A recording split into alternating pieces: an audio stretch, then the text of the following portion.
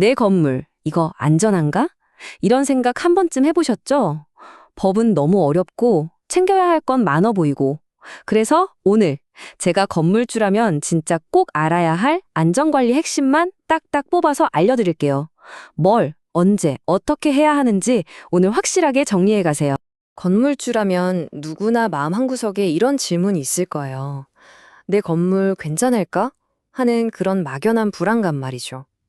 오늘 그 불안감을 내 건물은 이렇게 관리하면 안전하구나 하는 구체적인 확신으로 제가 바꿔드리겠습니다. 자, 그리고 오늘 제가 드리는 말씀은요, 제 개인적인 생각이 절대 아닙니다.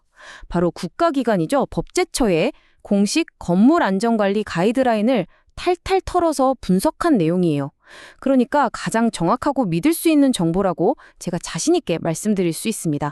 오늘 우리가 같이 살펴볼 내용들인데요. 먼저 내 건물 책임이 대체 누구한테 있는지부터 딱 짚어보고요. 그리고 안전점검은 도대체 언제 받아야 하는지 그 스케줄을 확인해 볼 겁니다.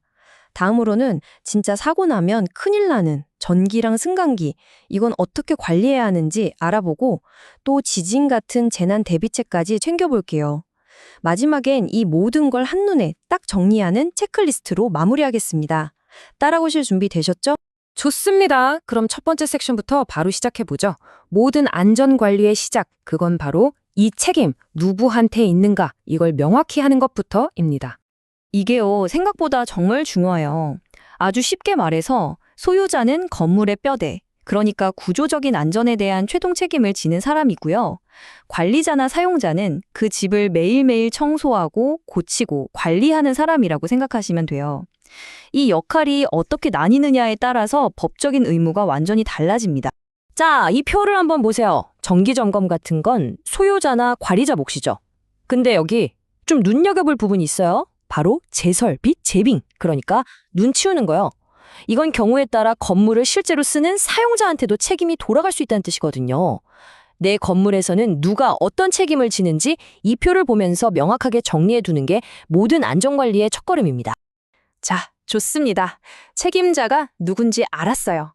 그럼 이제 제일 중요한 거, 언제 점검을 해야 하는가, 이 문제로 넘어가 보죠. 이건 우리 건물의 건강검진 스케줄이라고 생각하시면 딱 맞습니다. 여기서 제가 실제 상황처럼 퀴즈 하나 내볼게요. 만약에 여러분 건물이 안전등급 C를 받았다고 쳐요. 그럼 다음 정밀안전점검 몇 년 안에 받아야 할까요? 그냥 감으로 찍으시면 안 돼요. 법의 정확한 답이 딱 정해져 있거든요. 정답은 바로 이 표에 있습니다. 아까 제가 질문드린 B, C 등급 한번 찾아볼까요? 여기 있네요. 정밀안전점검은 3년에 1회 이상이라고 딱 나와 있죠? 만약에 등급이 더 낮은 D나 E 등급이다? 그럼 주기는 2년으로 더 짧아지는 거예요. 그러니까 지금 당장 내 건물의 안전등급부터 확인하시고 이 표에 맞춰서 다음 점검 일정을 달력의 빨간 펜으로 동그라미 쳐두셔야 합니다. 이게 제일 중요해요. 방금 본 표는 이미 등급이 있는 건물 이야기였잖아요. 그럼 막 지은 새 건물은 어떨까요? 다르겠죠? 네, 맞아요. 신축 건물의 첫 점검 시기는 법으로 아예 따로 정해져 있습니다. 아주 명확하게 딱 2단계예요. 건물이 다 지어지고 나서 4년 안에 첫 정밀 점검을 받아야 하고요. 그리고 10년이 지난 후 1년 안에 더 깊게 들여다보여 정밀 진단을 받아야 합니다. 4년 그리고 10년, 이 두 숫자 신축 건물주라면 머릿속에 꼭 저장해 두셔야 합니다. 자, 이제 건물 안전의 양대 산맥이죠. 바로 전기랑 승강기 문제로 넘어가 보겠습니다. 이 두 가지는 정말 사소한 실수가 엄청 큰 사고로 이어질 수 있기 때문에 진짜 특별히 신경 쓰셔야 합니다. 전기 설비는요, 크게 두 가지로 나뉜다고 보시면 돼요. 그리고 여기서부터 법적 의무가 완전히 갈립니다.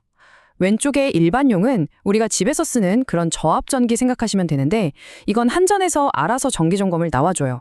근데 문제는 오른쪽, 고압전기를 쓰는 자가용 설비입니다. 이건 훨씬 위험하거든요. 그래서 법으로 건물주가 직접 자격 있는 전기안전관리자를 뽑아서 관리하도록 아예 의무로 못 박아놨습니다. 근데 이런 생각할 수 있죠. 아유, 사람 한 명 뽑는 건데 좀 미뤘다가 나중에 하면 안 되나? 만약 이렇게 생각하셨다면 정말 큰일 날 생각입니다. 법은 이 의무를 어겼을 때 어떻게 되는지 아주 명확하게 정해놨거든요. 네, 바로 500만 원입니다. 전기안전관리자를 제때 선임하지 않으면 최대 500만 원의 벌금이 나올 수 있어요. 이게 그냥 과태료 내고 끝나는 게 아니라 전과 기록이 남을 수도 있는 벌금형이라는 게 중요해요. 그만큼 나라에서 이 문제를 아주 심각하게 보고 있다는 뜻이겠죠. 다음은 승강기입니다. 만약에 내 건물 승강기에서 사람이 다치거나, 생각만 해도 끔찍한데, 문이 열린 채로 움직인다거나, 뭐 이런 중대한 사고나 고장이 났다. 그러면 건물주는 무조건 즉시 한국승강기안전공단에 이 사실을 알려야 할 법적 의무가 있습니다. 그리고 이 의무를 어기고 보고를 안 하거나 아니면 뭐 사고를 좀 줄여서 거짓말로 보고한다. 이것도 역시 과태료 대상입니다. 사고가 난 것보다 그걸 숨기려는 게 더 큰 문제다. 라는 아주 명확한 경고 메시지인 거죠. 자, 지금까지는 평소에 챙겨야 할 점검 얘기를 했다면 이제는 좀 더 드물지만 한번 터지면 정말 치명적인 재난이죠. 바로 지진에 대한 대비를 한번 살펴보겠습니다. 이건 특히 좀 오래된 건물을 가지신 분들의 가장 큰 걱정일 거예요. 우리 건물은 내진 설계가 안 되어 있는데 보강 공사를 하고는 싶은데 비용이 너무 부담된다. 과연 국가의 도움을 받을 방법이 있을까요? 네, 방법이 있습니다. 정부에서도 건물주들이 적극적으로 내진 보강을 하도록 여러 가지 혜택을 주고 있어요. 보강 공사에 들어간 비용은 세금 감면을 받을 수 있고요. 또 지진 관련 보험에 가입할 때도 보험료를 할인받을 수 있습니다. 그러니까 내 건물의 안전 가치는 높이면서 동시에 경제적인 혜택까지 챙길 수 있는 거죠. 이건 꼭 알아보셔야 해요. 자, 오늘 정말 중요한 내용들 많이 다뤘습니다. 머리가 좀 복잡하시죠? 괜찮습니다. 이제 복잡한 건 다 잊으셔도 돼요. 오늘 당장 집에 가서 실천해야 할 핵심 행동 계획. 이 체크리스트 하나로 제가 깔끔하게 정리해 드릴게요.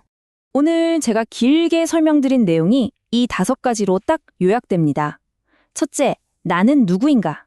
소유자인지 관리자인지 내 역할을 명확히 하세요.